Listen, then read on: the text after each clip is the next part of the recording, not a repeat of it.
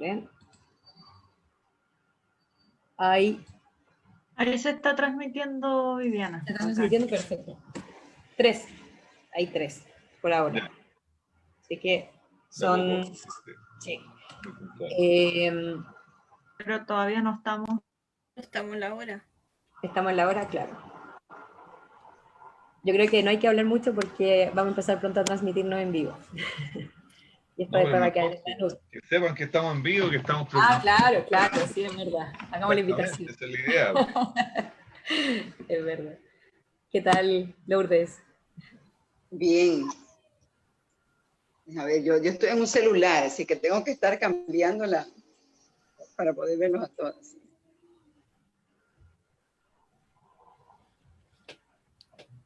Creo que, Mariana, ¿ya empezamos a transmitir en vivo? Ya, genial. Sí. Voy a dejar vista, después que empecemos voy a dejar vista del hablante para que salga el hablante por Facebook. Ya, ahora se está llenando más la sala de espera. Voy a empezar a las 7 en punto a aceptar a los invitados e invitadas que están llegando. Yo le dije a todos mis alumnos que tenían que venir. Ya estamos en vivo. Se está conectando la gente. Excelente. Perfecto. Estamos ahora aceptando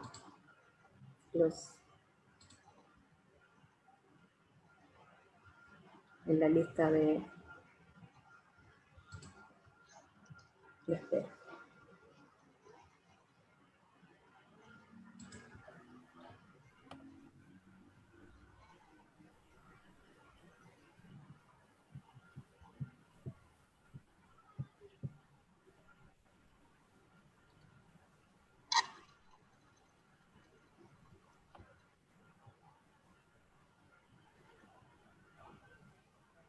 Okay. Bueno, buenas tardes a todas y todos. Vamos a dar comienzo al lanzamiento de la revista, el número especial, Estado frente a desastres socioambientales y socionaturales, de la revista Estado, Gobierno y Gestión Pública del Instituto de Asuntos Públicos de la Universidad de Chile. En esta oportunidad vamos a saludar, vamos también a recordar de que estamos realizando una transmisión vía por Facebook Live y también por Zoom. Y en primer lugar vamos a saludar al editor de la revista, a quien es profesor del INAP, el profesor Cristian Pliskov, a la editora invitada Paulina Vergara, a las expositoras, a las autoras y autores que también nos acompañan el día de hoy, a los y las asistentes, que se encuentran tanto en Zoom y también están en Facebook Live. En primer lugar, vamos a escuchar las palabras de la académica Paulina Vergara, quien participó como editora invitada, pero también como coordinadora de este número especial, que en este contexto tan complejo, y creemos que también lanzarlo en este periodo de pandemia ha sido un desafío para nosotros también como trabajadores y trabajadoras, editores y editoras dentro de este número. Así que dejaremos inicialmente a la profesora Paulina Vergara para que diga palabras de agradecimientos. Paulina. Gracias, Viviana. Bueno, en primer lugar, bienvenidos, bienvenidas, bienvenidas a este lanzamiento, que es un número muy especial, porque ya ven que estamos en esta modalidad de teleconferencia, pero sobre todo porque se trata de un número que lanzamos, el llamado para artículos en julio del año pasado, que tenía que haber cerrado ese llamado, que no es solo una anécdota, ¿no? Al final marca mucho lo que terminó siendo este número. Debió haberse terminado el llamado a publicar a fines de octubre, pero ocurrió el estallido social en 2019 en Chile, y eso vino a cambiar la agenda no solamente de la revista, sino que de todo el país. Luego vino la pandemia, y finalmente todos estos hitos históricos están de cierto modo reflejados en este número. Sin embargo, a pesar de estos hitos que ocurrieron mientras estábamos organizando el número especial, hubo dos decisiones que eran muy importantes para mí como editora invitada, pero que también agradezco al equipo de la revista que se haya sumado a estas decisiones. La primera decisión, dada mi experiencia en terreno, llevo 10 años trabajando en temáticas de desastre, era que tenía que ser un número donde participara la organización civil, organizaciones civiles que hayan tenido algún rol en alguna emergencia, en algún desastre, puesto que cuando el Estado no es capaz de responder o cuando el Estado no sabe cómo responder a ciertos problemas en momentos críticos, son justamente estas organizaciones de la sociedad civil quienes finalmente apoyan a las personas que requieren ayuda en esos momentos críticos. Entonces, que en este número especial esté escribiendo Abofem, a quien hoy día representa Lieta Vivaldi, que pronto nos va a hablar, que haya estado el Colegio Médico, que está aquí Andrei Chernichin, justamente quien escribe en el número también, que haya escrito personas trans, que hayan escrito personas viviendo con VIH, que hayan escrito personas con enfermedades crónicas como espondilitis, que están organizadas en SEBI, que están organizadas la Fundación Espondilitis Chile, que están organizadas en Neutres, que están organizadas en CERE, no es una coincidencia, fue una de las decisiones que tomamos. Pero cuando tomamos esa decisión también aparecieron otras cosas que no esperábamos, y en este sentido quiero agradecer profundamente a Patricia Lastra. En mi experiencia encontré muchas mujeres que cuando el Estado no respondía a sus problemas en medio de las tragedias, terremotos, tsunamis, incendios, aluviones, esas mujeres cambiaban de rol y pasaban de ser dueñas de casa o a veces jefas de hogar a ser dirigentes y a politizarse.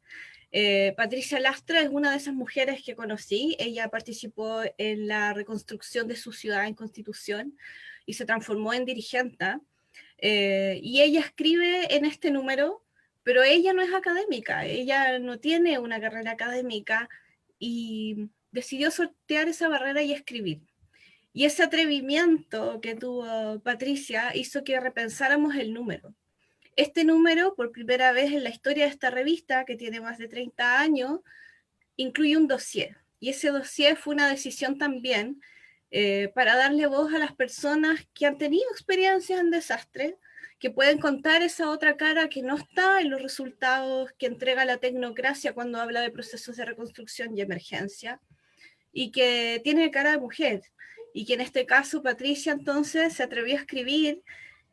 Tuvimos que reorganizar el número y generar este dossier. Y entonces aprovecho también de agradecer acá a las académicas que nos acompañaron en este desafío.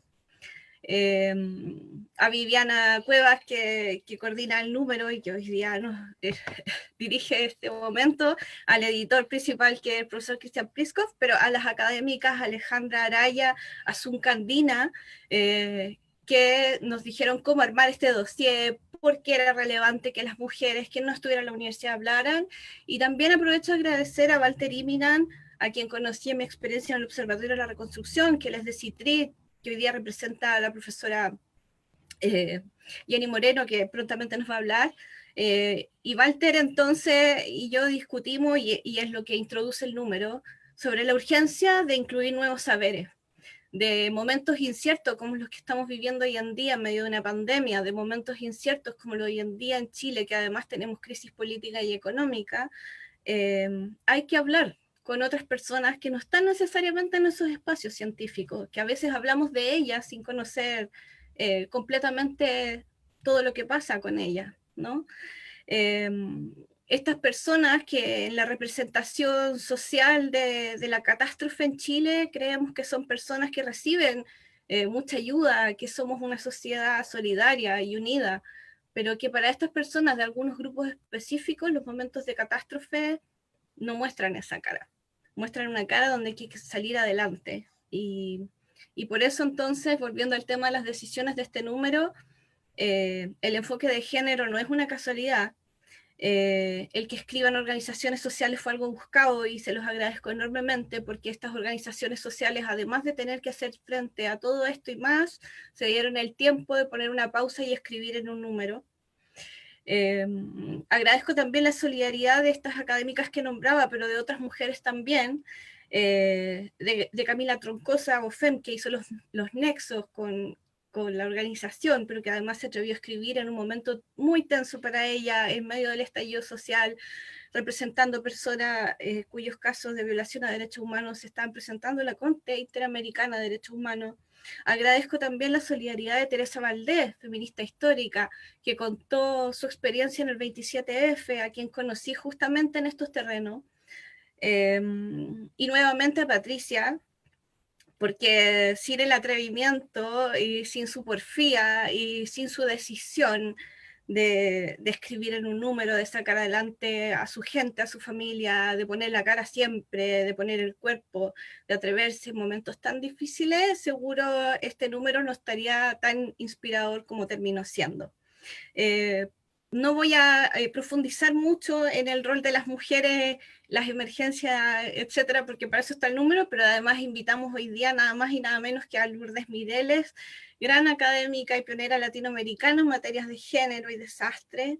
En estos momentos pareciera que el desastre está súper desconectado del discurso y del momento político con respecto a la Constitución. Sin embargo, como veremos después al escuchar a Lieta Vivaldi, el estado de catástrofe es una excepción constitucional, pensada desde lo militar, desde el orden, muy poco con mirada de género, y entonces también está relacionado este tema con este momento. Ella después hablará más sobre eso y sobre el rol de la sociedad civil. Y en materia de desafíos de los saberes, de la transdisciplinariedad, Jenny Moreno también le agradecemos por estar aquí y ella va a profundizar más en la materia. Gracias a todos, a todas y a todos por estar aquí.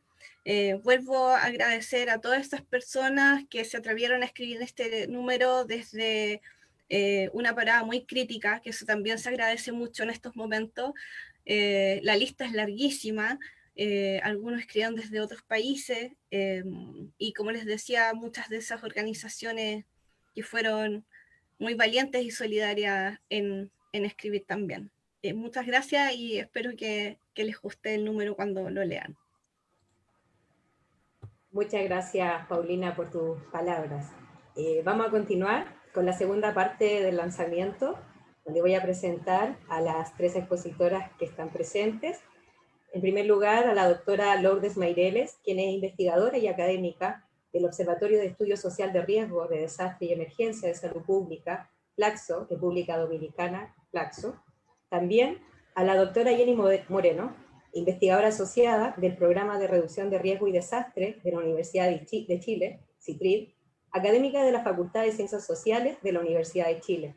Y finalmente, a la doctora Lieta Vivaldi, abogada de la Universidad de Chile, integrante de la Asociación de Abogadas Feministas, ABOFEM, directora del Programa de Género, Derecho y Justicia Social de la Universidad Alberto Hurtado. Antes de comenzar, les quiero recordar que al final de las exposiciones pueden realizar preguntas a través del chat de Zoom, donde después serán transmitidas por mí, y también por Facebook Live, y que recordamos también que estamos en vivo, las que finalmente serán efectuadas cuando terminen las ponencias. Por favor, profesora Lourdes Mireles. Bueno, muchas gracias. Primero quiero agradecerles y felicitarles por este número de la revista, ese dossier. Paulina, muchísimas gracias por invitarme y al equipo. Para mí es muy, muy agradable y la verdad es que me siento ahora un poquito comprometida con esa introducción. Pero, bueno, me pidieron que presentara una visión latinoamericana de los temas de desastres y género. Y bueno, voy a tratar de hacer eso, voy a tratar de que sea más o menos amena y no tengo presentación, por lo tanto voy a ir revisando las notas que tengo. Si no los miro directamente a la cara, por favor, perdonen que voy a estar leyendo un poco, pero lo que quiero es como hacer un recorrido de cómo yo he visto el desarrollo de la temática a través de muchos años, porque me es interesante, me resulta interesante cómo ha habido como una vuelta al tema en la región. Hubo una época cuando iniciamos, o sea, desde los 90 este tema está. Sin embargo, digo poco, ¿no? ¿Verdad? Pocas personas trabajándolo. y de repente como que pareciera que desapareciera y ha vuelto con mucha fuerza y eso realmente me encanta, ¿no? Entonces, bueno, voy a partir de comentar un artículo en el cual yo colaboré con la doctora Elaine Enarsson, una profesora socióloga norteamericana, que fue de las primeras personas en interesarse mucho en este tema desde las ciencias sociales sobre género y desastres. Y ella y yo colaboré con ella en un artículo en el 2004. Entonces, quiero ver un poquito cómo veíamos las cosas en ese momento. La contribución de otra compañera querida, colega de Flax Uruguay, Ana Gabriela Fernández, y un artículo que ella preparó junto a Sandra Dema, analizando también la trayectoria del tema en la región. Y bueno, y luego, qué sé yo, algunos comentarios. Entonces, bueno, la trayectoria de los temas de desastres y género en América Latina, y voy a incluir al Caribe, a mí me parece que ha seguido una tendencia que en ese artículo, Elaine Enarsson y yo comentamos. El artículo era sobre perspectivas internacionales sobre género y desastres y analizaba la literatura. Una pesquisa que nosotras hicimos, ¿no? ¿Verdad? O sea, tal vez no abarcó todo lo que se había escrito, pero creo que fue bastante exhaustiva. En ese artículo nosotros vimos que una tendencia de que en nuestra región, junto a las otras regiones que se catalogaban como no desarrolladas, ¿no? La producción en términos cuantitativos de trabajo sobre género y desastres era baja. O sea, según nuestra pesquisa, era como el 10% de lo que habíamos encontrado.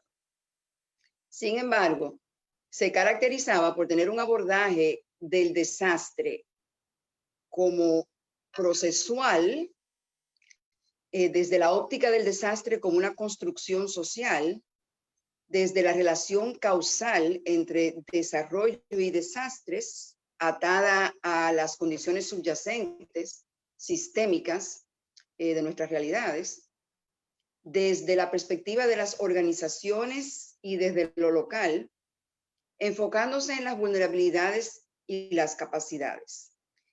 Y eso era muy diferente a lo que los países desarrollados trabajaban.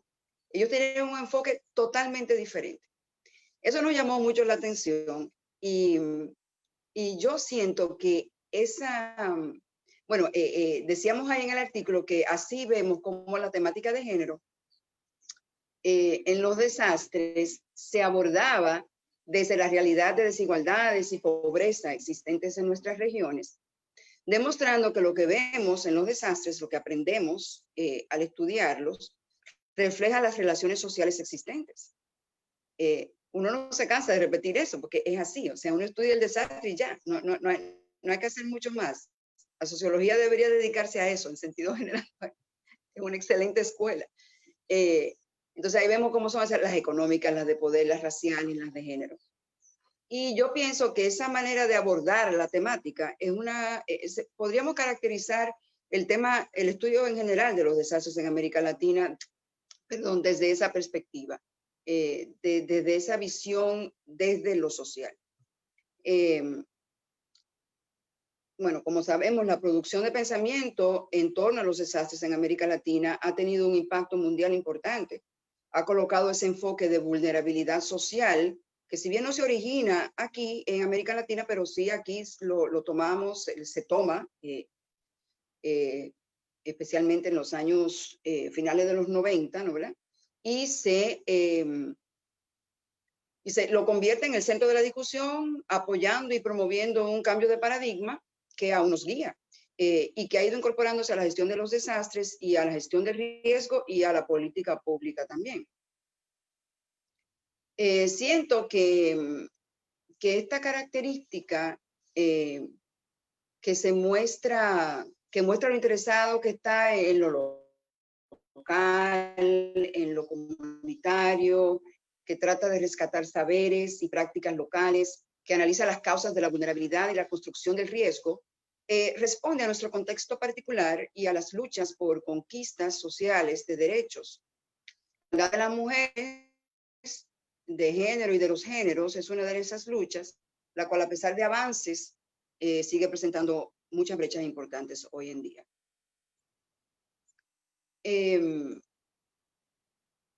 La historia de la incorporación de la perspectiva de género en los estudios y prácticas en torno a los desastres de nuestra región inicia en los años 90 y es precisamente la red de prevención y estudio social de desastres de América Latina, la que va a tratar el tema de las mujeres en las situaciones de desastres desde el 94. Hay un famoso trabajo de Raymond Weist, que era un integrante de la red, con sus colaboradoras, las necesidades de las mujeres en los desastres y las emergencias del 94, que luego se va a publicar en español en el 95 por la red. Ese es un trabajo importantísimo porque ese trabajo recorrió creo que el mundo entero y la verdad que tuvo un impacto enorme en cómo vemos, cómo fuimos incorporando estas temáticas. Otros trabajos también del grupo van a analizar, qué sé yo, el tema específico de mujeres en torno a amenazas específicas, como el tema de la sequía en Brasil, el tema de la importancia de analizar aspectos de género en el impacto de los desastres, etc. En ese artículo también comentábamos, donde tratamos de recoger un poquito esa historia, como ya para el 2000, por ejemplo, organismos regionales de manejo de gestión de riesgo, por ejemplo, CEPREDENAC, ya empezaban a incorporar la temática. Igualmente a nivel comunitario, por lo menos en el Caribe, se incorporaba ya esta perspectiva de género en el análisis de riesgo, en la vulnerabilidad, los procesos de prevención, respuesta y recuperación a nivel local, a través de las organizaciones de base de mujeres y con auspicio de agencias de desarrollo y también desde la academia. Menciono esto porque hoy en día, hace 20 años, y cualquiera ve ahora y dice, ¿y qué pasó? Porque si ya teníamos esta perspectiva que empezaba a introducirse y en todo este ámbito, ¿por qué hoy todavía seguimos con estas brechas? ¿Y por qué hoy todavía el tema cuesta? ¿Y por qué hoy todavía seguimos con producciones de estudios? Existen, pero no son muchas y todavía nos falta a nivel de práctica y de gestión. El tema se menciona, pero nos falta una real incorporación y un real compromiso. Bueno, tenemos que admitir que, bueno, en América Latina, no quiero dejar de mencionar que a partir de ahí tenemos en los últimos, qué sé yo, del 2000 al 2010, luego, qué sé yo, hasta el 15, vamos a tener una producción interesante, gente que se hace conocer por este tema, Enrique Gomaris, Centroamérica, no sé si ustedes conocen el trabajo de Enrique Gomaris sobre género y desastres, como el Mitch, por ejemplo, fue un evento que dinamizó este estudio, este interés, igual que el huracán George en el Caribe, y gente como Enrique Gomaris, Sara Bradshaw, Cecilia Castro de México, Judith Soares en el Caribe, van a trabajar esto con la perspectiva de género, con las mujeres. El movimiento feminista, obviamente, ha tenido un impacto importante en el avance de la temática de género en los desastres. La Academia Feminista y el activismo han pensado y promovido una agenda de derechos de las mujeres y los géneros, que es importante, que es innegable. Podemos seguir esa madeja del movimiento feminista y llegar al día de hoy, ¿no? ¿Verdad? Con las propuestas de interseccionalidad que tenemos hoy, propuestas que asumen la realidad compleja y multidimensional de las personas, las sociedades, y nos vuelve a recordar que pertenecemos a que vivimos en sociedades que han racializado cuerpos, que los grupos de edad también se caracterizan y asumen roles diversos y que existen diversas sexualidades, ¿no? Por favor, me avisan el tiempo, que yo no soy muy buena en llevar mi tiempo. Otro insumo que he querido ver para analizar esta trayectoria de los desastres y género en América Latina es este trabajo de Ana Gabriela, que se llamó, este es del 2008, la inclusión de la perspectiva de género en la gestión del riesgo ante desastres naturales, marco institucional, internacional y regional para América Latina y el Caribe. Y aquí las autoras analizan la interacción entre los marcos de igualdad de género y los marcos de reduccionales para ver qué pasa ahí. Ellas quieren ver como cuál es el diálogo que hay entre estos dos espacios y qué puede salir de ahí. Entonces, es un análisis muy interesante, un artículo que todo el mundo debe leer para conocer esa trayectoria. Y ellas analizan, bueno, 4 décadas, ¿no, verdad?, de esos marcos, viendo las conferencias de la mujer, las conferencias de gestión de riesgo, a nivel internacional y a nivel regional. Entonces ellas, bueno, pueden decir, ¿no?, que cuando vemos el proceso, vemos que realmente hay un cambio, un intento importante de incorporar la temática en ambos sectores.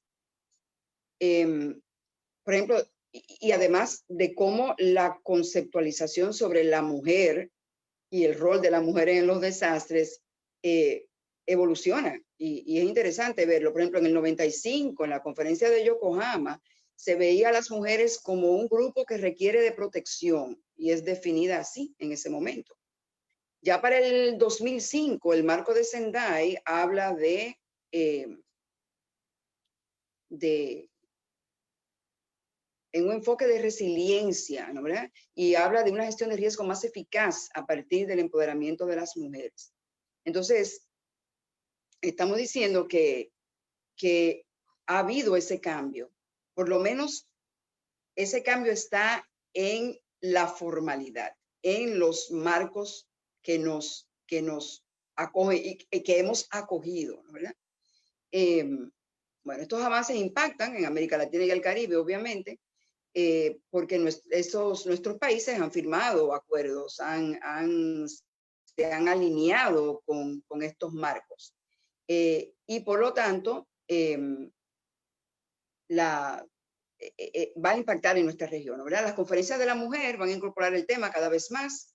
Ya, por ejemplo, para el 2013, en una conferencia de la mujer que se desarrolló en Santo Domingo, incorporó perspectiva de género en gestión de riesgos de desastres, o sea que las conferencias de la mujer no habían incluido mucho esta temática. Y específicamente el tema de la violencia en contextos de desastres, lo cual es un tema fundamental y que había que todavía queda. Y ya, por ejemplo, en el 2017, la conferencia de Montevideo prioriza el rol de la sociedad civil, ¿no? y las mujeres en esa sociedad civil. Y desde la reducción de riesgo, tanto Hyogo como Sendai, como ya dijimos, incluyen la temática. Y ya, por ejemplo, en el 2012, ellas analizan una comunicación de Chile, precisamente, que se llamó Invirtiendo para la Resiliencia, a incluir el enfoque de interseccionalidad. Entonces, podemos ver esos avances.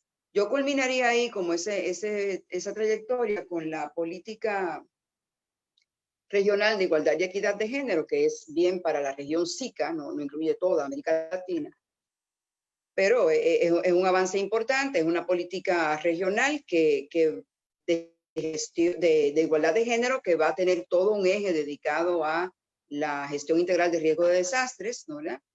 Que tiene como objetivo minimizar las prácticas que reproducen la desigualdad de las acciones públicas de planificación, organización e implementación de esfuerzos dedicados a la gestión de riesgos y adaptación al cambio climático, incluyendo el enfoque territorial con perspectiva de género y la participación de las mujeres en todas las etapas de la gestión.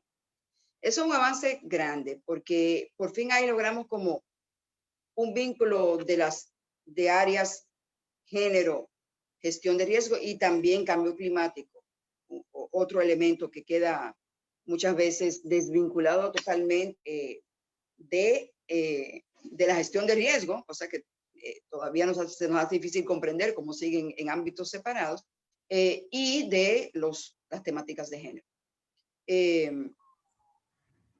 Bueno, en el 2012, la Conferencia Internacional de Género y Desastres, celebrada en Bogotá, y esa conferencia es un hito también importante de cómo la región ha ido abordando la temática.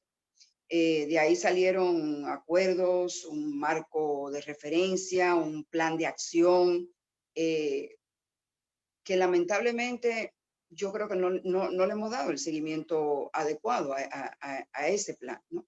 A esa propuesta. Pero para esta conferencia yo hice un breve análisis también de qué pasa con la perspectiva de género en los desastres en la región, más para el Caribe, y una de donde se veía que hay retos grandes en ese momento, en el 2012, si bien ya se incluía en estudios, en proyectos, en formación, todavía teníamos marcos legales institucionales que no incluían este tema en la gestión de riesgo. O sea, esos marcos legales institucionales no contenían género. No había género en la planificación para el desarrollo y la gestión de riesgo. No había género en la inversión pública para la gestión de riesgo. Por lo tanto, la política pública de gestión de riesgo de desastres no tenía un enfoque de género. Hoy en día, si vemos los marcos, podemos decir que ha habido un avance, porque ya, por ejemplo, está la política de equidad e igualdad de género que, bueno, 3 años después de eso, ¿no? Aparece y va a incluir gestión de riesgos. Qué sé yo, tenemos cambios en la institucionalidad. Por ejemplo, República Dominicana tiene ahora en su Comisión Nacional de Emergencias una oficina de género y desarrollo. O sea, un avance enorme, una institución militar con visión muy conservadora. Sin embargo, ha abierto ese espacio para incluir género y tiene un comité, un equipo consultivo de protección, género y edad, en el cual participan también, por ejemplo, el colectivo de lesbianas inclusivas de República Dominicana. O sea que vemos que hay espacios y hay coyunturas donde sí vamos avanzando y vemos cambios, ¿no? ¿Verdad? Profesora. Entonces, bueno, ¿qué tiempo tengo? 2 minutos. Ya. Ok, pues muy rápidamente. La agenda de desarrollo actual, como sabemos, incluye esta temática, la ha importantizado, ya que el cambio climático, gestión de riesgo y género se han convertido en temas prioritarios. Tenía algo aquí sobre el COVID y cómo la pandemia nos permite, que podemos llamar desastres ya. He visto un artículo de Ana Label y de Cristian Label que hace todo un análisis de sí, podemos decir que esto es un desastre. Es muy interesante. Bueno, los desastres sacan la realidad, ¿no? ¿Verdad? Muchas veces la que queremos esconder, y vemos cómo esta realidad vuelve a mostrarnos que las brechas están ahí. O sea, si bien el tema en la región se viene trabajando desde los 90, se incluye en los discursos, supuestamente hemos acordado acuerdos internacionales y somos signatarios de convenciones, lo mencionamos en los planes, en las estrategias. Sin embargo, viene esta pandemia y ¿qué es lo primero que ocurre? Vemos la crisis de los cuidados, la crisis del aumento de la violencia de género, o sea, y cómo nuestros organismos no han incluido ese aspecto en la gestión de esta pandemia. Se ha quedado suelto. Entonces, bueno, voy a tener que terminar, pero sí quería rápidamente decir que así como nos ha sacado esta pandemia de nuevo, esta desigualdad y de nuevo cómo nos falta tanto en la agenda de género y desastres, sería muy interesante que pudiésemos aprovechar los estados, la política pública, esta oportunidad de la pandemia para repensar lo que estamos haciendo, para verla como una oportunidad. Tenemos los marcos y las propuestas teóricas, los estudios. La región tiene muchísimo trabajo hecho. Está el marco decolonial, está el marco de la interseccionalidad, están las perspectivas de inclusión, está la crítica de cómo mejorar visiones tecnocráticas que tenemos, ¿verdad?, de nuestros marcos. Todo eso está ahí. Y sería un excelente momento para que nuestros estados aprovecharan esta situación y empezaran a repensar esto, soltemos esas visiones tecnocráticas y y nos pudiéramos transitar hacia visiones más humanas y más inclusivas en el tema de gestión de riesgo de desastres. Muchas gracias. Muchas gracias, profesora Lourdes. A continuación, bueno, daremos aplausos virtuales.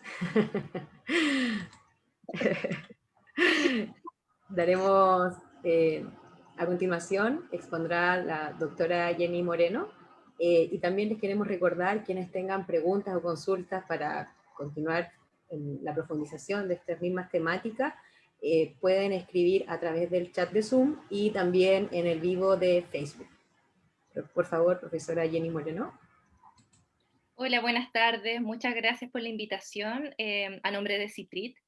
Y por otra parte, felicitar por este grandioso número que incorpora a la sociedad civil. La sociedad civil, su capital social, yo creo que eso muestra lo que significa poder intervenir en contextos de desastre. Es una corresponsabilidad el gobierno, de la sociedad civil, de las propias comunidades afectadas, y yo creo que el espíritu de la revista lo demuestra, así que para mí es un honor estar presente en esta actividad, y voy a presentar lo que tiene que ver con la transdisciplina y cuáles son los desafíos para el Estado en este tema de gestión del riesgo de desastre, tratando de cierta manera de poner en jaque los diferentes marcos, tanto internacionales como nacionales que tenemos, pero también la dimensión social y política que tienen los desastres. Entonces, voy a empezar a compartir esta presentación con algunas imágenes que nos van demostrando que estas son las imágenes del año 2010 con el terremoto y tsunami en la zona centro-sur del país, que fue un punto de inflexión, hubo un antes y un después. En ese momento como país dijimos, no estamos haciendo las cosas bien, no estamos entendiendo que vivimos en un contexto de multiamenazas. El desastre es un evento excepcional, pero es parte de nuestra naturalidad por el hecho de que vivimos en Chile. Es un territorio de multiamenazas y bajo ese escenario nosotros tenemos que movernos y tenemos que gestionarlos. No solamente tenemos terremotos que van a ocurrir cada 10 años, 20, 30 años, sino que tenemos constantemente incendios forestales, tenemos aluviones en el norte, tenemos erupciones volcánicas y que nos van demostrando la diversidad de nuestro país. Nuestro país es hermoso, es un país largo y angosto, y esa diversidad hace que tengamos diversos desastres y que lamentablemente seamos campeones a nivel mundial en el impacto que van generando estos desastres. Los incendios más grandes de los últimos años, los terremotos con mayor magnitud también. Sin embargo, lamentablemente estamos también en el ranking de los mayormente afectados por esta crisis sanitaria con el coronavirus. Y es lamentable porque va reflejando que hay algo que no está bien. No estamos haciendo las cosas como deberíamos hacerlas porque no tendríamos quizás estos resultados. ¿Dónde están los puntos críticos? Y en ese sentido yo establezco, identifico, hay muchos más, pero en términos generales, en primer lugar, sería la comprensión de los desastres en su dimensión social y no necesariamente natural. Por otro lado, la comprensión teórica. La doctora Lourdes anteriormente decía este concepto de vulnerabilidad que se ha impregnado entre nosotros, pero por otro lado está este ideal de que somos comunidades resilientes, que tenemos la capacidad de levantarnos una vez que nos golpean los desastres, pero que también se convierte en una paradoja. Y finalmente, entender que los desastres no ocurren en un momento y pasan 10 años y ocurre otro. Es un proceso cíclico. Estamos constantemente gestionando el riesgo. Y en ese contexto, en ese ciclo, ocurren errores también. Entonces, para ir analizando estos puntos críticos, en primer lugar, me gustaría mostrarles la definición que la Estrategia Internacional de Naciones Unidas para la Reducción del Riesgo de Desastre nos dice, y que en su definición central, los desastres interrumpen el funcionamiento de una sociedad. Vemos que la pandemia interrumpió nuestra normalidad, produce pérdidas, no solamente de vidas, sino que también materiales, y produce también impactos económicos y ambientales. Sin embargo, aquí hay un aspecto clave, que los desastres exceden las capacidades de la comunidad, y el término de capacidad, y cuando los desastres y las comunidades no pueden enfrentar con sus propios recursos ese fenómeno, es ahí donde ocurre la crisis. Entonces, ¿Tenemos capacidades suficientes para enfrentar los desastres sabiendo que vivimos en un contexto de multiamenaza? ¿Cuáles son los recursos que tenemos? ¿Tenemos esa mirada introspectiva para saber cuáles son las amenazas y cuáles son los desastres? Por otro lado, los desastres no son naturales. ¿Cómo podemos entender la dimensión social de estos desastres? Y se entiende con esta simple fórmula, que un desastre y un mayor riesgo de desastre se enfrenta cuando nosotros tenemos una amenaza, que puede ser una erupción volcánica, un aluvión, lluvias intensas. Sin embargo, si vemos un volcán, y vemos un volcán que va a entrar en erupción cada cierto tiempo, y sabemos que es parte de la naturaleza. Sabemos que ríos van a aumentar su cauce cada cierto tiempo por las intensas lluvias. El problema no está en la amenaza, el problema está en que hay viviendas que están alrededor de esas amenazas. Si nosotros no tuviéramos viviendas en la ladera de un río, en la ladera de un cerro, al lado de un volcán, el desastre no ocurriría. ¿Quién se hace responsable de la ubicación territorial de las comunidades que en este momento están localizadas en territorios de alta amenaza? Pero por otro lado también decimos, bueno, si existe vulnerabilidad y lamentablemente en Chile no tenemos otro lugar para construir, tenemos que insertar capacidades, recursos. Pero ¿qué tipo de capacidades? Y en esas capacidades nos entrampamos, porque las capacidades son múltiples. Las capacidades son las capacidades del Estado de gestionar estos desastres, son capacidades políticas, son capacidades de liderazgo de las propias comunidades, pero por otro lado son capacidades de infraestructura, de si tenemos viviendas que están frente al mar y que sabemos que se inundaron en el tsunami del año 2010, ¿por qué las reconstruimos en el mismo lugar y en las mismas zonas de riesgo? ¿Por qué tenemos viviendas que están cerca de bosques en constante riesgo de incendios y volvemos a reconstruir en los mismos lugares? ¿Qué nos está pasando con esta concepción de vulnerabilidad y capacidad? Y en el fondo entramos a este concepto de vulnerabilidad. ¿Por qué? Porque tenemos que entender que los desastres tienen este componente social y que un desastre no va a afectar a todos igual. Lamentablemente, quienes mueren más en un desastre son las mujeres, son los niños, son las personas en situación de discapacidad y son las personas con menos recursos.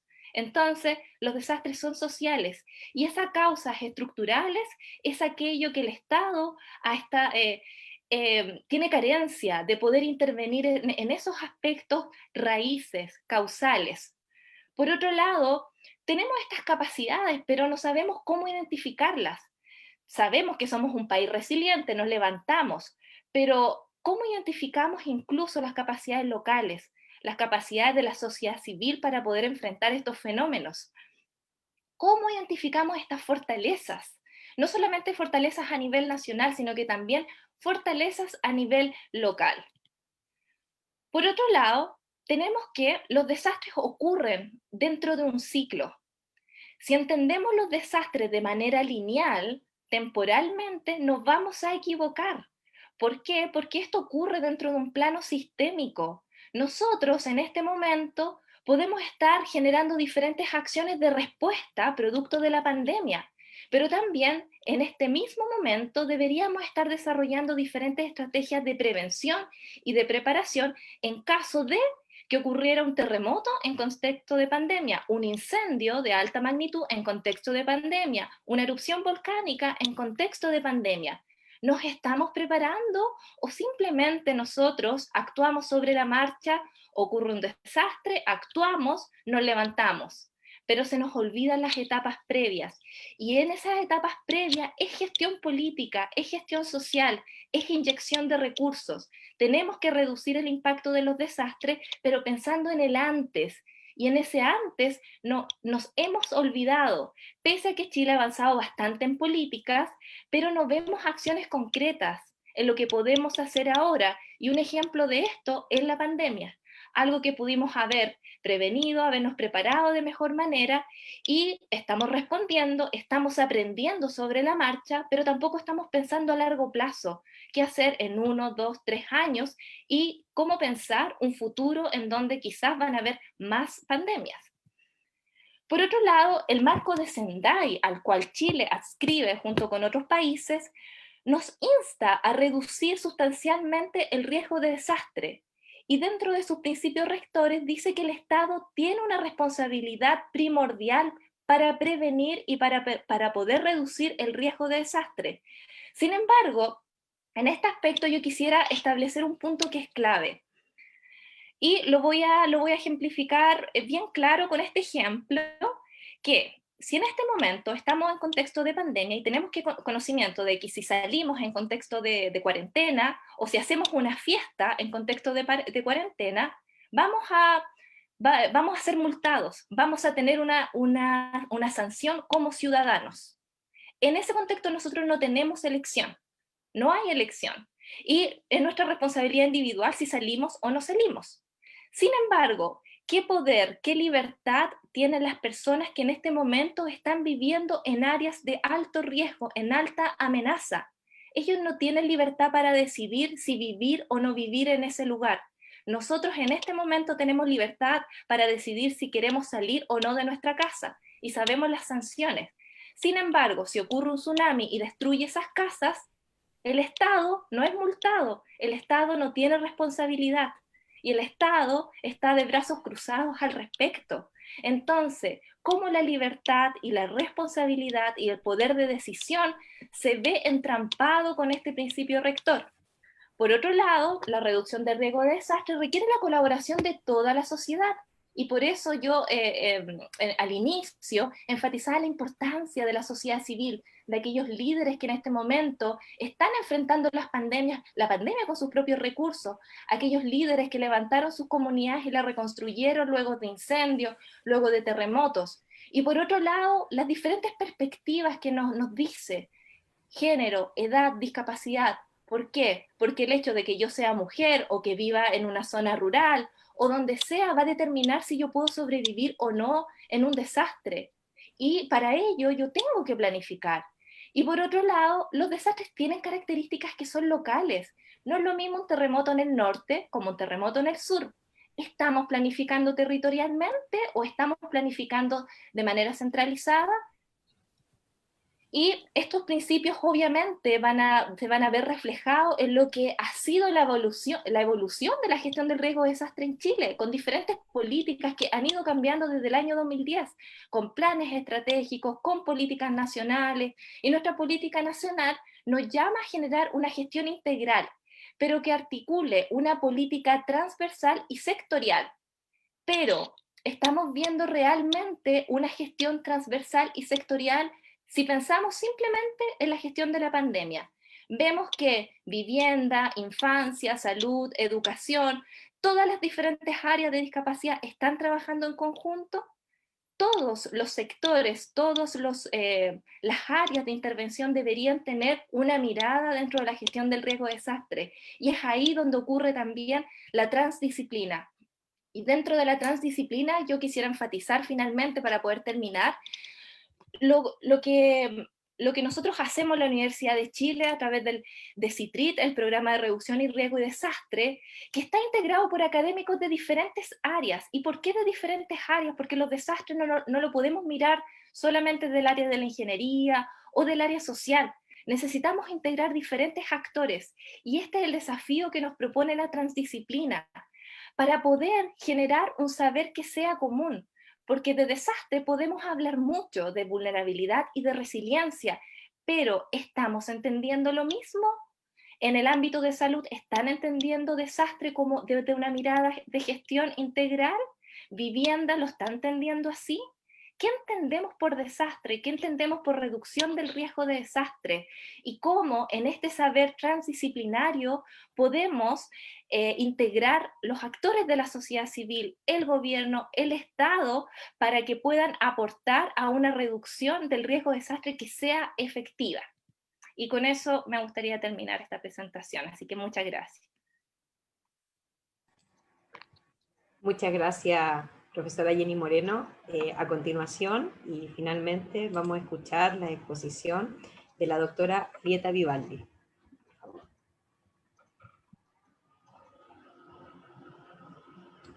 Ahí sí. Muchas gracias. Yo voy a leer algo, así que espero que no sea muy aburrido. Ya, entonces es primero agradecer esta invitación, en especial a mis compañeras de Abofem, a las que quiero mucho, Danitza y Camila, bueno, ya a la revista, a Viviana, a Paulina, por haber confiado. La verdad es que es un número súper especial porque analiza de un modo muy novedoso, bueno, imprescindible, yo diría, los estados de catástrofe que tanto han afectado a Chile y a la región, realizando este diálogo entre saberes académicos y saberes situados, locales. Entonces, vemos que la situación de vulneración que ya viven ciertos grupos se ve exacerbada en un contexto de crisis. Y son los grupos más vulnerables, considerando las variables de género, grupos racializados, edad, clase social, entre otros, los que sufren las consecuencias más dramáticas. Y la respuesta oportuna y efectiva desde el Estado para adoptar e implementar medidas para el control es de una importancia decisiva. Entonces, ¿qué ha pasado? Ante su falta de compromiso o vulneración directa de derechos, es la sociedad civil la que se ha organizado. Así lo muestra este número. Los saberes de los grupos que han estado históricamente excluidos, en particular, es un aporte clave para mejorar la gestión de riesgos para poblaciones más vulnerables. Y en estos contextos recrudece la violencia en casi todos sus niveles, y al hablar de violencia en Chile, reaparece con mayor fuerza este fantasma con el que hemos aprendido a vivir, que es la desigualdad estructural. Desde su nivel simbólico, el problema de la desigualdad gira en torno a un centro que determina quién queda en cuál escalón de esa jerarquía social, dependiendo de cuánto se ajuste a la norma, al modelo que determina quién tiene derechos, quién tiene poder, quién es realmente libre.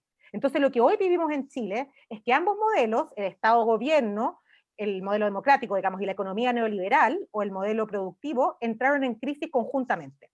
Y en este número son protagonistas aquellas personas que no se suelen escuchar, que no tienen cabida, y que han permanecido silenciadas por años en un sistema neoliberal extremo que es ciego e invisibilizante de todo aquello que se escapa a su limitada lógica economicista. Y en ese sentido es importante señalar ciertos aportes de la teoría feminista. Una de las claves en la epistemología es que importa desde cuál posición se está produciendo conocimiento. En otras palabras, nuestro punto de vista da forma a lo que sabemos, cómo sabemos y el significado de nuestro conocimiento. Entonces los enfoques feministas sostienen que la ciencia y la filosofía tradicionalmente no han prestado suficiente atención a los aspectos sociales, locales o contextos políticos, y por tanto de género también, de producción de conocimiento.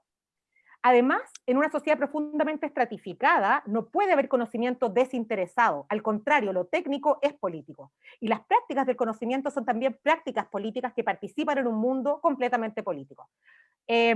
Como dice Haraway, solamente la perspectiva parcial promete una visión objetiva. Y toda la revista es sin duda importantísima, pero ahora en especial me referiría a algunas partes, voy a citar algunas partes del dossier Mujeres, Desastres y Emergencia.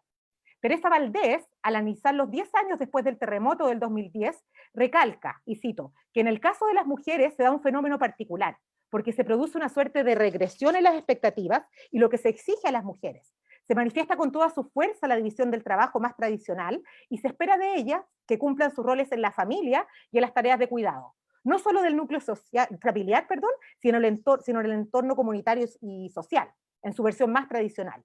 Y ahí las mujeres dejan de ser sujetos para sí mismas para ser para los otros. Y recalca también ahí Teresa Valdés la importancia de responder a las necesidades de las mujeres y transversalizar el enfoque de género en la emergencia y la reconstrucción. Después, como señalan en la introducción, Paulina Vergara, Alejandra Araya, Asun Candina y Senia Fuster Falfal, lo que el dossier busca es visibilizar lo que significa para las mujeres el hacer frente a contextos críticos. Ellas dicen que, y cito de nuevo, las mujeres y niñas no solamente presentan mayor vulnerabilidad en contextos catastróficos, sino que muchas de ellas deben ejercer labores de cuidado de sus familias y de sus comunidades. Efectivamente, continúan, la cuestión de la objetividad ha desvalorizado los testimonios en primera persona como parte del relato, y eso también ha incidido en la invisibilización de los mismos como elementos claves en las tomas de decisiones públicas y de Estado. En este punto me parece fundamental el testimonio que ya se ha hablado de Patricia Lastra. Ella, voy a citar acá, es un poquito más largo, el 27 de febrero del 2020 se cumplen 10 años de ocurrido el 27F. Ahí dice ella que estuvo ahí, mi familia y amigos estuvieron ahí, remecidos por ese terremoto. Y son 3 palabras las que me vinieron a la mente: fuerte, grande, mortal. Todos nuestros sueños de la vivienda digna, segura, donde poder hacer familia, se vieron truncados por un Estado que no supo garantizar ese derecho. Nunca fuimos tomados en cuenta, era como que no existiéramos. Es ahí donde uno empieza a acumular rabia, al ver y sentirnos ignorados, pasados a llevar. Y ahí ella pasa a tomar el cargo de presidenta del conjunto habitacional Santa Aurora del Cerro, y ella cuenta cómo su experiencia empieza luego de este terremoto. Ella dice, cito de nuevo, no tenía idea ni la experiencia de cómo era ser dirigente social, pero lo enfrenté, me empoderé y me dije, lo tengo que hacer. Fue un total cambio de vida, porque ella pasa cuenta de la tranquilidad de su casa a estar en la calle haciendo valer mis derechos de los y las que creen o ven todo perdido. Entonces hay cuenta que perdieron a los vecinos, amigos, porque el Estado, nuevamente, que es el encargado de garantizarnos una vivienda segura y fuera de riesgos, no lo hizo. Ahí ella recalca también la necesidad y conciencia de juntarse con otras personas que estuvieran en la misma situación y cómo aparecen redes. Esto es súper importante, cómo aparecen redes desde la sociedad civil, porque están abandonadas por parte del gobierno y se conocen y ella dice, nos empoderamos y aprendí mucho de otras mujeres. Entonces, a final del año 2013, ella consiguieron iniciar una demanda civil que termina con ganar en un fallo histórico de la Corte Suprema al Estado de Chile. Estas reflexiones resuenan con lo que dice Judith Butler cuando se pregunta por las vidas que importan y las vidas que no. Las articulaciones que se hallan tras el hecho de que las muertes de algunas personas es vista como una pérdida aceptable y se niega el duelo y la manifestación de la humanidad patente y subyacente allí. En ese sentido, también ella posiciona como una labor de las humanidades pensar qué valor le damos a las vidas y nos permite pensar la violencia de las desigualdades estructurales. Ella también, Butler, ha planteado la vulnerabilidad no como un estado pasivo, victimizante y movilizante, sino por el contrario, como parte fundamental de la acción política. Entonces ella también, acá es un ejemplo de cómo esta vulnerabilidad moviliza, y muchas acciones de resistencia se forman precisamente ahí, en estos contextos de precariedad. También en el artículo del Observatorio de Género y Equidad, Fabiola Miranda señala que se torna cada vez más importante y urgente observar los modos de organizaciones de las mujeres, remirar los arreglos que deben efectuar para participar en tanto que ciudadanas, reconocer el rol que juegan en distintos espacios sociales. Entonces, vemos como las mujeres, por el solo hecho de ser mujeres, asumimos una serie de cargas que son invisibilizadas: cuidar, carga mental, trabajo reproductivo, liderazgo, organización, tanto en el ámbito público como privado. Y ahora, voy a ver cuánto tiempo me queda. Ya, todavía queda. Entonces, es casi imposible, ahora paso a otra parte de la revista, es casi imposible describir las sensibilidades y afectos que a partir del 18 de octubre se produjeron en la sociedad chilena. Se comenzó a pensar y fraguar un nosotros que había permanecido disgregado por la fuerza desde la dictadura neoliberal que aún persiste. Sin embargo, esta esperanza se vio inmediatamente manchada por violaciones a los derechos humanos. Cuando empezaron las movilizaciones del 18 de octubre, la primera respuesta del gobierno fue la represión. Como bien sabemos, utilizó las Fuerzas Armadas y declaró el estado de excepción constitucional de emergencia, un instrumento jurídico que no se había utilizado para reprimir manifestaciones y protestas desde el fin de la dictadura. Acá, organizaciones de la sociedad civil, como la Defensoría de la Universidad de Chile, la Cátedra de Derechos Humanos de la Universidad de Chile y ABOFEM, fueron recibiendo denuncias, recopilando testimonios e iniciando acciones judiciales de protección y amparo.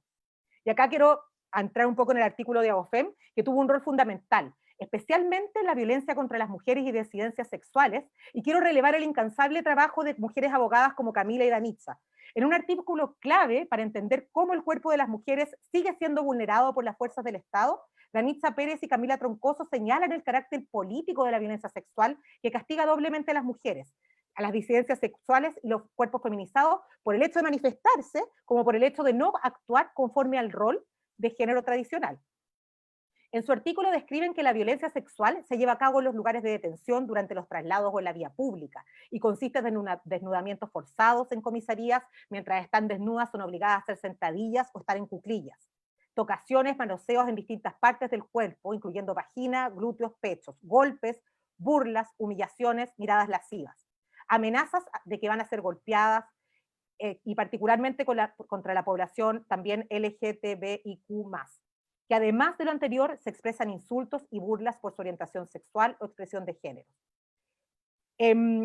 Ellas señalan que la independencia de los organismos vinculantes para el monitoreo en el cumplimiento de los estándares de uso de fuerza, con la participación de la sociedad civil, es fundamental a la hora de lograr frenar el aumento de víctimas durante la represión policial. Es necesario, entonces, abordar la violencia política sexual como un continuo que requiere perspectiva de género atendida a la focalización de esta, ya sea en el diseño, implementación y evaluación de las políticas. Ahora estoy citándolas a ella. Así como en la creación de normativa y una nueva institucionalidad que se elabore para prevenir que estos actos vuelvan a cometerse, así como reparar a las víctimas. La pandemia ha contribuido aún más a develar estas profundas desigualdades presentes en el país. No es lo mismo vivir la pandemia en una casa con espacio para realizar teletrabajo, con una persona que te pueda cuidar, si eres migrante, si eres vendedora ambulante, trabajadora sexual, si tienes que convivir con tu agresor o potencial agresor. Hemos visto que en la pandemia se han utilizado principalmente atribuciones militarizadas del uso de la fuerza de este estado de excepción. Es decir, aún existiendo un amplio margen que esta herramienta le otorga al presidente de la República para invocar restricciones al derecho de propiedad y tener un mayor control económico, solo se han utilizado aquellas medidas que permiten actuar excepcionalmente mediante el toque de queda y el incremento de la seguridad y orden a través de la fuerza de orden y las Fuerzas Armadas. Una vez más, la sociedad civil se ha organizado para hacer frente a esta crisis. Las ollas comunes, las respuestas desde las organizaciones feministas que generan redes de apoyo y contención son muestras de cómo el sentido de lo colectivo es una necesaria respuesta a la crisis, pero se necesita también una respuesta articulada desde el propio Estado. Y ahora sí que me queda poco. Ahora nos encontramos en un proceso constituyente impulsado por la sociedad civil, donde por primera vez tenemos la posibilidad de que las mujeres estemos representadas de igual manera que los hombres y que podamos transitar a un Estado social en que los derechos económicos, sociales y culturales sean prioritarios, que podamos pensarlo desde lo colectivo y desde una perspectiva feminista, que tengamos un derecho a la vivienda, reconocimiento de saberes ancestrales, pensar en la protección del medio ambiente, en una potencial nueva constitución y redistribuir el poder, que en este momento ha conllevado una profunda desconfianza en el Estado y quienes gobiernan. Y todo ello será clave para pensar nuestro habitar. En este sentido, la participación no solo en el proceso, sino poder plasmar modos de participación en la misma Constitución para que podamos vincularnos de otra manera con el Estado y sus instituciones, será imprescindible. Para que nunca más la política sea de una élite, para que nunca más se violen impunemente los derechos humanos y para que al fin tengamos un país de todas, todos y todes.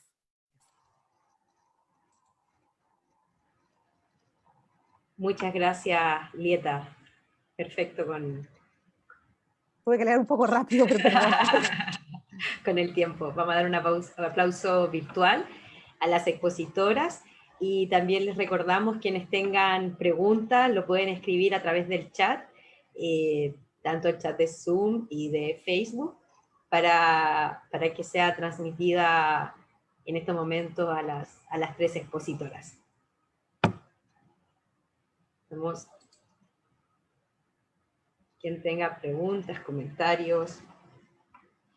Me llegó una pregunta por interno de Camila y pregunta acá, tengo dos preguntas. Bueno, muchas gracias por las presentaciones. La primera pregunta tiene que ver, dice, ¿por qué creen que existe una mirada tan limitada de parte de la institucionalidad para abordar los desastres en Chile? ¿Qué factores vislumbran como determinantes? Y la segunda pregunta tiene que ver con el proceso constitucional. ¿Creen que sea posible incluir el tema de desastre en esta discusión? ¿Cómo realizarlo?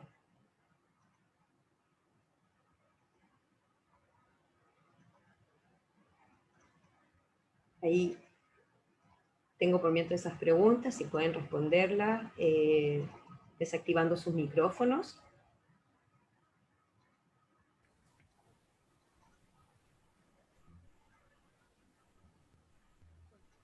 No sé quién quiere partir, Jenny. Sí, quizás brevemente, en relación, ¿por qué esta mirada es tan limitada? Yo creo que como los desastres no ocurren constantemente y no tenemos memoria, o sí tenemos memoria, pero como es algo circunstancial y no de siempre, yo creo que nos vamos olvidando. Ocurre un terremoto, viene el boom de las diferentes acciones que se hacen, conversatorios, postítulo, política, y hasta que no ocurra otro evento de gran magnitud, no hacemos nada. Entonces vamos en una curva, no en una curva, en un aspecto que es como súper lineal. Hay un boom y después bajamos. Entonces lo vamos viendo no de manera cíclica, sino que simplemente no le tomamos el peso, porque puede ser que como cultura y como país estemos acostumbrados a que vivimos en desastre, y eso es como la normalidad, pero a esa normalidad no lo gestionamos. Entonces hay un tema cultural y hay un tema de relevar la importancia de lo que son los desastres, desde un aspecto integral, no cuando ocurran, sino que desde antes. Y por otro lado, en términos de recursos, porque es mucho más político también invertir en otros temas de vivienda, de salud, pero si yo digo, bueno, voy a invertir en gestión del riesgo de desastre, no es como muy popular. ¿Por qué? Porque no ocurre siempre. Entonces tampoco un discurso político que pudiera penetrar tan fuerte en las comunidades hasta que ocurra el desastre. Eso pudiera decir. Y en relación al proceso constitucional, definitivamente es algo que sí tiene que estar presente. El derecho a la seguridad, el derecho de vivir en un territorio seguro, el derecho a la vida, yo creo que es fundamental y que tiene que estar incluido explícitamente en este nuevo proceso constitucional.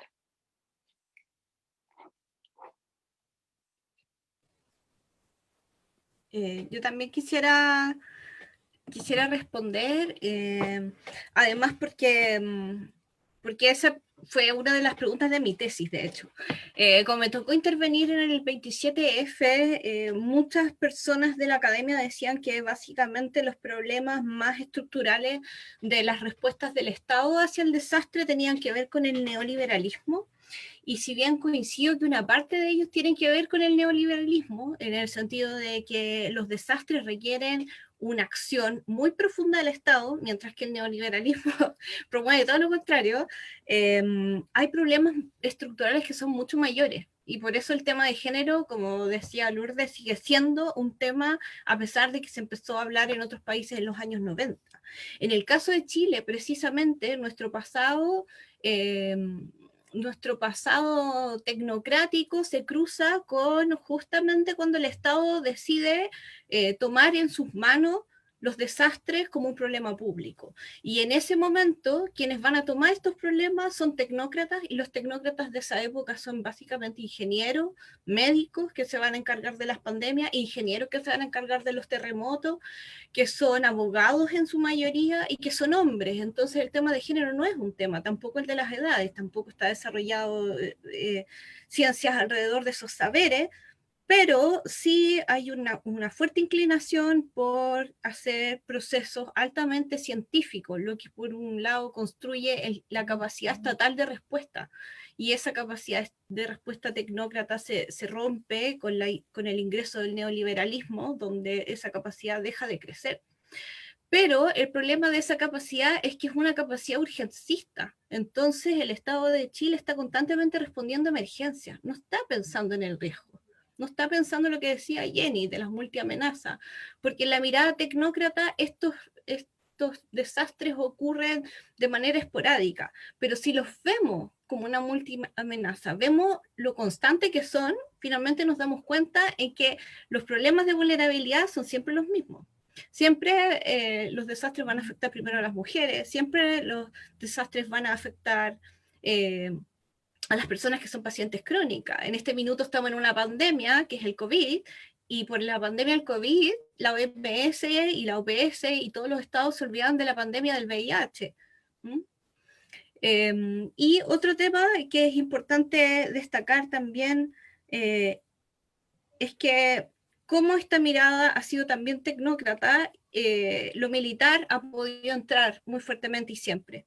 La intervención militar, como decía Alieta, no es nueva ahora. En cada estado de catástrofe, esa excepción constitucional lo permite. Y por lo tanto, hablar hoy día de un cambio institucional tan grande como cambiar una constitución necesariamente tiene que pasar por replantearnos el estado de catástrofe. Hoy día estamos en un estado de catástrofe que ha durado casi un año. Muy probablemente hay más temas políticos en este momento que manejar que la catástrofe en sí misma, porque como decía Lieta y Jenny, en los desastres también hay mucha responsabilidad. No podemos ser responsables nosotros, nosotras, nosotres de nuestra movilidad en este momento si ya tomamos conciencia del riesgo. ¿Es necesario realmente el estado de catástrofe o este estado de catástrofe responde a otras lógicas que son más bien políticas? El uso de ese estado de catástrofe hay que pensarlo. De hecho, el estallido y el primer artículo del número especial habla de eso. El estallido social y su estado de catástrofe como emergencia generó en ciertos grupos específicos los mismos problemas que había generado el 27F, que también se usó como estado de catástrofe. Hay personas que para el estado de catástrofe es otra catástrofe más en sus vidas. Entonces sí, hay que pensarlo totalmente.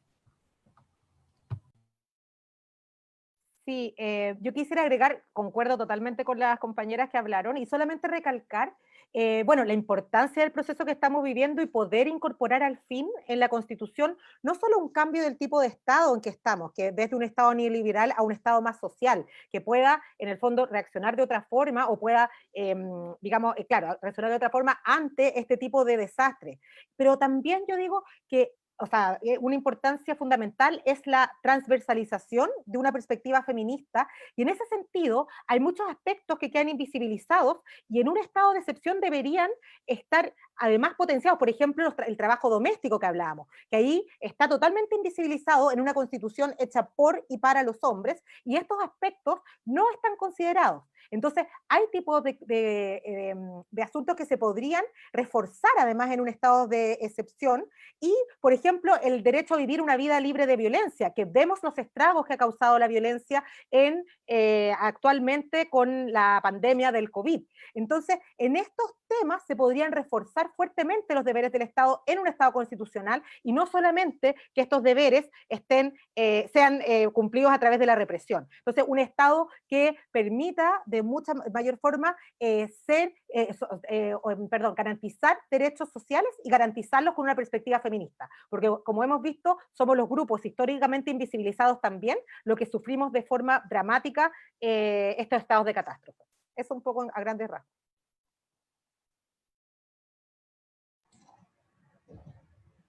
Muchas gracias. Profesora Lourdes, ¿algún comentario? Bueno, no me animé a comentar una pregunta muy específica de Chile, y por eso no, pero sí, bueno, el tema de el Estado, la forma en que reacciona, bueno, simplemente apoyar lo que se ha dicho, los comentarios que se han hecho. O sea, esta pandemia nos ha vuelto nos ha fortalecido esa visión militarizada, tecnócrata, de cómo enfrentar los desastres, de cómo manejar las situaciones de peligro y de inseguridad en la que las poblaciones se encuentran. Y bueno, apoyar todo eso, ¿no? Todo lo que decía Paulina, de cómo esos enfoques y esos manejos convierten las situaciones de manejo de los desastres en desastres en sí mismos para una gran cantidad de la población. O sea, como ya lo hemos visto, esta cuarentena ha generado para las mujeres una situación de extra carga de trabajo, de estar encerradas con sus agresores. Entonces vemos cómo al no asumir otras visiones para estos manejos, caemos en no importarnos mucho realmente las consecuencias de las acciones de los estados en mayoría de población. A mí me sigue impresionando cómo no hay esa capacidad de asumir otras visiones diferentes. Ojalá que esto pudiera ser una oportunidad. No estamos viendo que así sea. Muchas gracias. Tengo una última pregunta, me llega por interno, y también quería hacer la invitación a uno de los autores que también se encuentra presente, si quisiera hacer un comentario del número, profesor Andrei. Realizo la pregunta y también la invitación.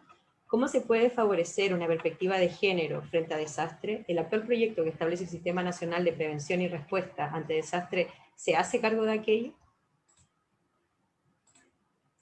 ¿Puede repetir otra vez? ¿Podría repetir de nuevo? Por supuesto. La pregunta. Por supuesto. ¿Cómo se puede favorecer una perspectiva de género frente a desastres? El actual proyecto que establece el Sistema Nacional de Prevención y Respuesta ante Desastres, ¿se hace cargo de ello? Bueno, yo no puedo responder, tal vez por Chile podría responder primero las otras expositoras. No sé si quisieran. Yo quiero comentar que los sistemas de prevención, mitigación y respuesta, los sistemas nacionales, lamentablemente yo siento que si bien hay una intención y hay un discurso y hay una, qué sé yo, a veces hay recursos internacionales para hacer este proceso, los procesos no han tenido mucho éxito. Eso es lo que hemos visto hasta ahora. Hay que reconocer eso. Yo sé que hay mucha gente que no le gusta que eso se diga, pero así es. O sea, no podemos decir que los procesos han sido exitosos. Primero, hay un tema que yo iba a abordar, pero que no me dio tiempo y que tal vez es un poco complejo. No lo tengo totalmente pensado, inclusive, pero sí veo que primero tenemos diferentes perspectivas, diferentes definiciones de qué es lo que es género, qué es lo que es lo que son los géneros, qué es lo que es la transversalización de género, qué es lo que es la igualdad de las mujeres, qué es lo que es igualdad y equidad. O sea, realmente hay muchísimas formas de definir esto. No estamos de acuerdo en ese sentido. Tal vez eso sea muy bueno que no estemos de acuerdo, pero también hay que ver cuáles son las conceptualizaciones, cuál es el marco definitorio de género, igualdad de género y equidad para la gestión de riesgo que nuestros estados han ido asumiendo, que nuestras políticas públicas asumen. Yo siento que en muchos casos no son muy transformadores. Son conceptualizaciones fáciles, donde es fácil y no implica reto real ni cuestionamiento real. O sea, incluir mujeres en las cosas, eso es una práctica común. Ah, bueno, no, yo tengo enfoque de género porque yo incluía mujeres en las oficinas, porque yo incluía mujeres en los procesos de prevención, porque yo incluía mujeres en ciertas posiciones que pueden tomar decisión y punto. Las mujeres están tomando decisiones. Bueno, pero ¿bajo qué marco se toman esas decisiones? ¿Cuáles son las opciones de decisión? Realmente el feminismo y una perspectiva de género no implica solamente que estén mujeres presentes, implica otra visión transformadora de la relación y la interacción social. Entonces, ahí hay un tema. Y yo creo que eso es un tema importante. Yo creo que es un tema que no hemos discutido bien en la región, que nos falta discutir. Ojalá que mucha gente se entusiasme y gente joven empiece a trabajarlo, porque realmente, bueno, es muy fácil decir que estamos asumiendo una perspectiva de igualdad de género. Y sentir que cumplimos porque metimos mujeres ahí, y porque las mujeres toman decisiones. Pero yo siento que tenemos que trabajar esto aún más todavía.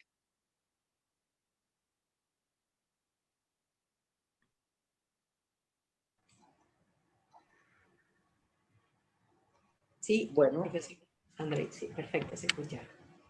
bueno, yo en nuestro capítulo o artículo escrito por Miguel San Martín y el que habla, ambos del Consejo de Desarrollo Sustentable de Chile, que era un organismo que se supone que debería representar a toda la fuerza viva de la nación, nosotros tratamos una futura catástrofe mucho peor que la pandemia, que es el cambio climático, que va a originar una serie de consecuencias, según nuestro análisis, que pueden incluso hacer correr un grave peligro para toda la humanidad. Y también analizamos qué es lo que hay que hacer para evitarlo. Empezamos con un predictum que en lenguaje actual significa prólogo, que es un estímulo para escribir y analizar numerosos capítulos, volúmenes de textos sobre qué es lo que hay que hacer y analizar cuáles son los problemas.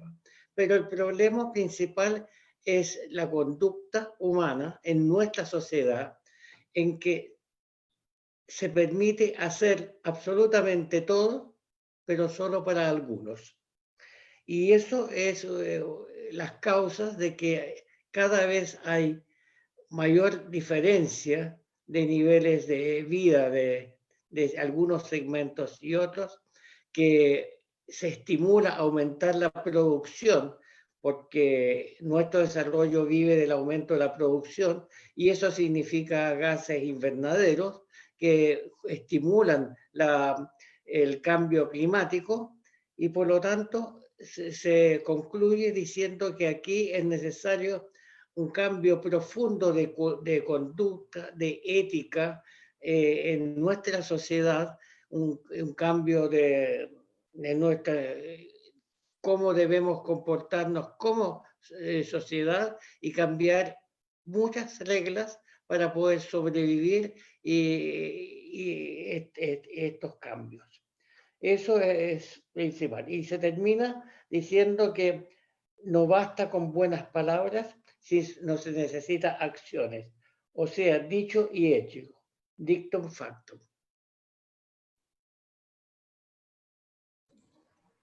Muchas gracias por sus palabras y por sus comentarios. Recordamos también que la publicación de la revista ya se encuentra en línea, lo enviamos por el chat de Zoom, pero también estará en todas nuestras redes sociales, una publicación gratuita, de acceso también gratuito, y también está en formato impreso, que posterior a la pandemia esperemos que llegue a todas y todos los autoras y autores.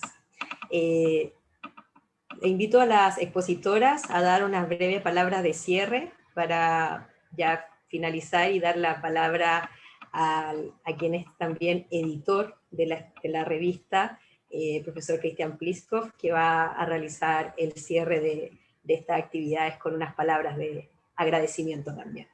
Así que invito a dar unas palabras de cierre a las expositoras, quizás invitando a leer el número, porque es llamativo leer este número y cuál es la vigencia también, dado el contexto que estamos atravesando a nivel país y a nivel mundial también.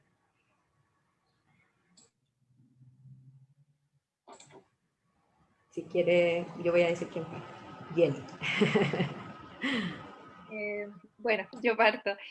Muchas gracias por la invitación, de verdad ha sido un honor compartir con las otras expositoras, un gusto también conocerlas y poder compartir este espacio de debate, invitarlas a leer el número. Yo estoy muy entusiasmada de leerlo, sobre todo por la parte del dossier y de la incorporación de la sociedad civil. Yo creo que están haciendo un excelente trabajo, yo creo que de eso se trata, de que trabajemos todos en conjunto, los diferentes sectores, desde la transdisciplina, y que también desde el mundo académico nos conectemos con el medio desde esta manera. Y por otro lado, también quiero tomarme de las últimas palabras de Andrei, de la acción. Yo creo que es súper importante discutir, tener estos espacios de reflexión, pero si esto no se concreta en acciones sencillas, prácticas, vamos a quedar nuevamente en ideas, en visiones bonitas, pero va a ocurrir otra catástrofe y lamentablemente vamos a sufrir las mismas consecuencias. Así que esa es como la invitación, el mensaje final. Muchas gracias. Muchas gracias, Jenny. Lourdes.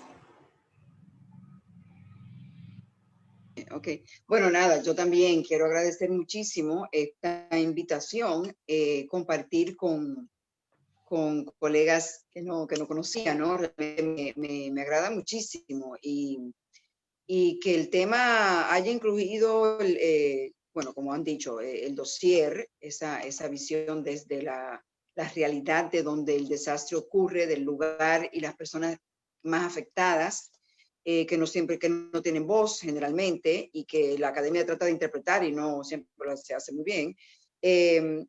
Y bueno, el tema de género, que yo siento que es tan importante seguir trabajando esto, seguir importantizándolo en la gestión de riesgo de desastres. Yo, bueno, celebro que este número, y espero que sí, que todo el mundo lo lea. Yo empecé ya a leer, me ha encantado, lo he compartido y espero que sí, bueno, que sigan con su trabajo y que sigan con un trabajo muy excelente realmente.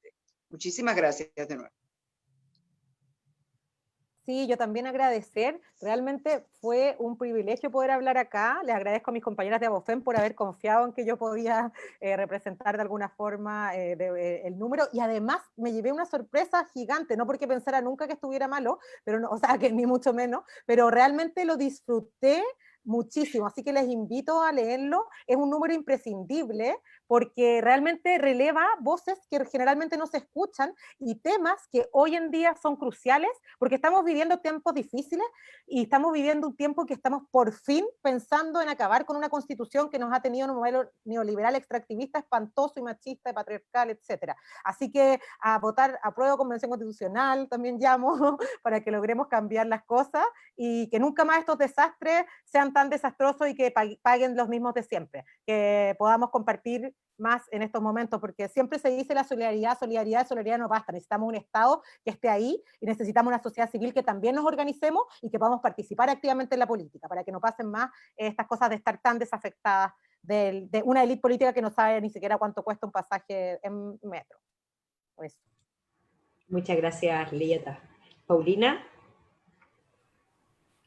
Yo quería agradecer nuevamente a Lieta, Lourdes y Jenny por haber aceptado venir a exponer y aceptado venir a este lanzamiento, que una vez más era muy especial porque era de nuevo reunir las mismas condiciones del número especial, es decir, un diálogo entre organización civil y academia, y tener un enfoque de género muy presente, porque respondiendo casi a la última pregunta, en Chile la gestión de riesgo responde al tema de género. No, lo estamos viendo de una manera muy cruel y muy dolorosa en este minuto, y a pesar de que han hecho intentos por lo menos por responder a las mujeres, ni siquiera en eso lo estamos viendo.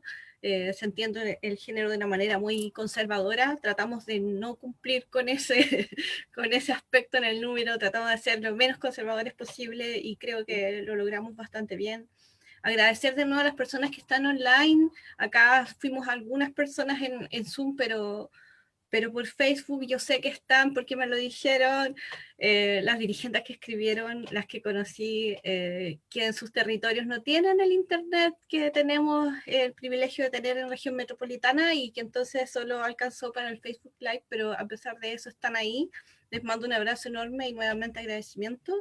Y de nuevo agradecer a todas las organizaciones que tuvieron parte en este número: Neutre, Abofem, Diversiliente, la Fundación Espondilitis Chile, CEVI, que es el Círculo de Estudiantes Viviendo con VIH, Fundación Chile Positivo, el archivo Andrés Bello de la Universidad de Chile, cuya directora participó del dossier, Azuncandina, Daniela Smentevich, académica y parte de CITRIT, Walter y Milan, Senia Fuster, Fabiola Miranda y una larga lista. Muchas gracias a todos, todas y todes.